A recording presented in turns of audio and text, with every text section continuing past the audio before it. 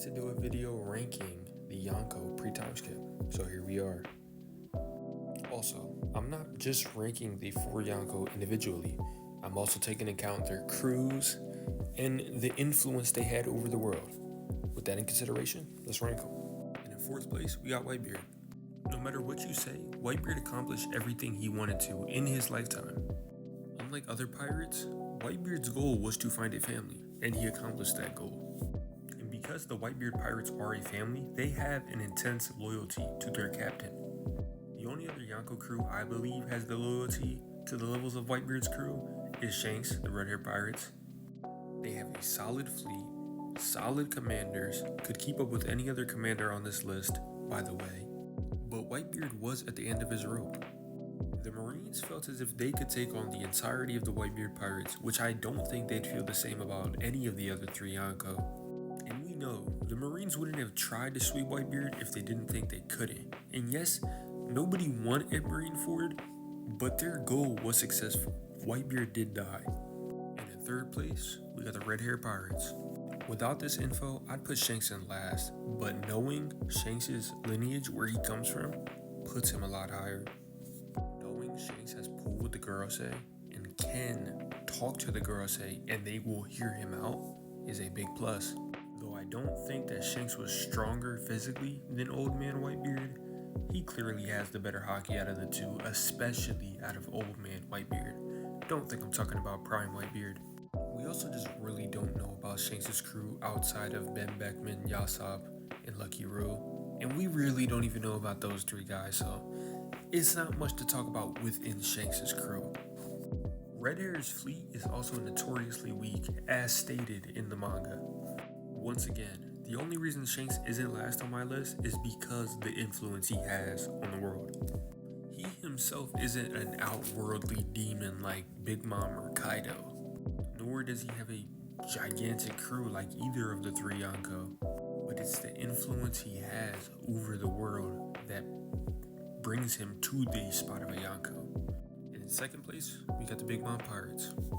Even though we don't see Big Mom making any moves pre-Timeskip, we know what she was doing. She was consolidating power to take on the entire world, including the other 3 Yonko. Using a little bit of our post-Timeskip knowledge, we know that the affiliation with the Giants of Elbath didn't go as planned. But even without the Giants, Big Mom was getting ready to take on the world. She just needed more time. But to solidify why she's 2nd place, she has the strongest territory of any of the 4 Yonko, unanimously. Personally, I think she has the most well-rounded crew. Other than a couple outliers, these are all children of Big Mom. Remember what she was doing at age 5? That speaks for itself. Also, Katakuri had the most intense fight of his life with Luffy. A 11-hour fight?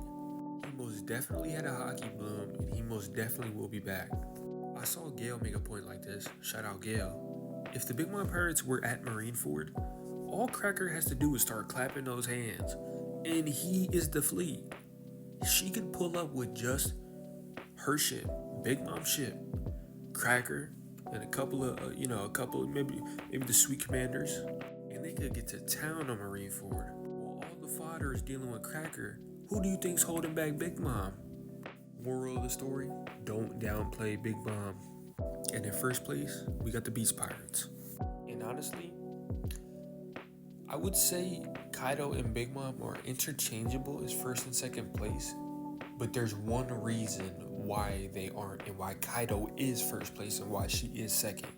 And it's the fact that Kaido was pulling them to Marineford and Big Mom wasn't. We know Big Mom is very well known for her information gathering. I don't doubt she knew what was going into Marineford and that she could have went to Marineford, but she chose not to. Kaido, on the other hand, said, hey, let's go pull up. And he brought not a single crew member but King. Only Kaido and King were pulling up to Marineford. And yes, Shanks stopped Kaido from going to Marineford, but that isn't a one-up for Shanks that y'all really think it is. Don't forget, Kaido ain't dumb. I don't doubt him and King could sweep Shanks' crew, but fighting one Yonko's whole crew before you go fight another crew plus all of the Marines isn't the smartest idea. I do think Kaido pulling up with just King shows that he was confident enough that he could go and sweep Whitebeard plus the Marines. But Kaido isn't delusional enough to think he can fight Shanks' entire crew, then go to Marineford like he was untouched. He knew fighting Shanks wouldn't be easy, so he decided, hey, I'm just gonna go home and drink. Which in all actuality was the smartest decision he could make. Because say him and King did pull up to Marineford, then a fresh Big Mom Pirates pulls up on all three of them. What do you think she's doing? Wiping the slate. But I also can respect that he was confident enough to take himself and King to Marineford alone to go fight Whitebeard's entire fleet and the entirety of the Marines. I truly don't think he would have went if he didn't see himself winning. Why would he?